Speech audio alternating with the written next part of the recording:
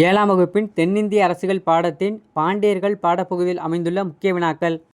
1. தொடக்ககால பாண்டியர்களின் துறைமுகமாகவும் தலைநகராகவும் இருந்த இடம் கொற்கையாகும்.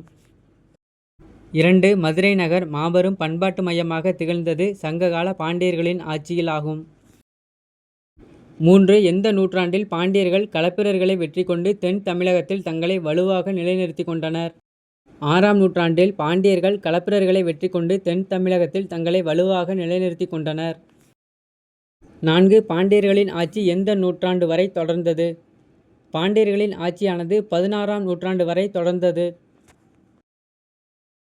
5. களப்பிரர்களிடமிருந்து பாண்டியர்களின் பகுதியை மீட்டவர் கடுங்கோன் ஆவார்.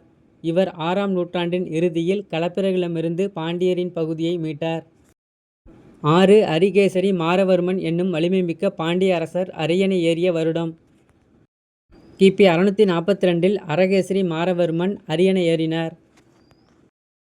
7. பல்லவ அரசர்களான முதலாம் மகேந்திரவர்மன், முதலாம் நரசிம்மவர்மன் ஆகியோரின் சமகால பாண்டிய அரசர் அரிகேசரி மாறவர்மன் ஆவார். 8. கூன்பாண்டியன் என அழைக்கப்படுபவர் அரிகேசரி மாறவர்மன் ஆவார். இவர் சமணர்களை துன்புறுத்தியதால் கூன்பாண்டியன் என அழைக்கப்பட்டார்.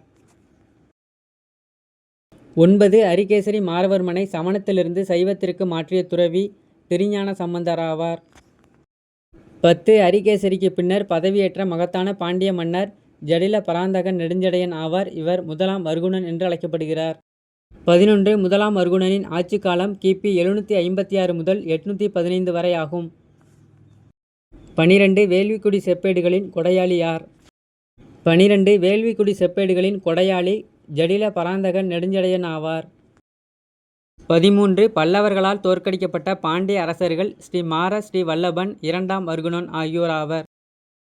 14. முதலாம் பராந்தகனிடம் தோல்வியடைந்த பாண்டிய அரசன் 2ஆம் ராஜசிம்மன் ஆவார். இவர் 920 நாட்டை விட்டு வெளியேறினார். 15. 13ஆம் நூற்றாண்டில் எழுச்சி பெற்ற தமிழ் அரச வம்சமாக விளங்கியவர்கள் பிற்கால பாண்டியர்கள் ஆவர். 16. பிற்கால பாண்டியர்களின் தலைநகர் மதுரை ஆகும். 18. காயல் துறைமுகத்திற்கு வருகை தந்த வெனிஸ் நகர பயணி மார்க்கோபோலோ ஆவார். இவர் 1283 1293 ஆகிய ஆண்டுகளில் காயல் துறைமுகத்திற்கு மார்க்கோபோலோ வருகை புரிந்தார். 19. பாண்டிய அரசு செல்வ செழிப்புமிக்க உலகிலேயே மிக அற்புதமான பகுதியாகும் என்று புகழாரம் சூட்டியவர் மார்க்கோபோலோ ஆவார். 22. இரண்டாம் பாண்டிய பேரரசின் புகழ்பெற்ற அரசர் சடையவர்மன் ஆவார். இவர் ஜடாவர்மன் சுந்தரபாண்டியன் என்று அழைக்கப்படுகிறார். சுந்தரபாண்டியனின் ஆட்சி காலம் 1751 முதல் 1768 வரை ஆகும். 22. ஹொய்சாளர்களை கட்டுக்குள் வைத்திருந்த பாண்டிய அரசர் சடையவர்மன் சுந்தரபாண்டியன் ஆவார். 23. சுந்தரபாண்டியனின் மேலாதிக்கத்தை ஏற்றுக்கொண்டு அவருக்கு கப்பம் கட்ட சம்மதித்தவர் சேர அரசர். இவர் மலைநாட்டு தலைவன் ஆவார். 24. சுந்தரபாண்டியனை போருக்கு அழைத்த மாலவ பகுதியின் அரசர் வீர சோமேஸ்வரர் ஆவார். 25. சுந்தரபாண்டியன் வீர சோமேஸ்வரரை தோற்கடித்த இடம் கண்ணனூர் ஆகும். 26. சுந்தரபாண்டியன் ஆட்சியின் போது அவருடன் கூட்டு அரசர்களாக ஆட்சி செய்தவர்கள் விக்கிரமபாண்டியன், வீரபாண்டியன் என்று அழைக்கப்படும் விக்கிரபாண்டியன் ஆவார்.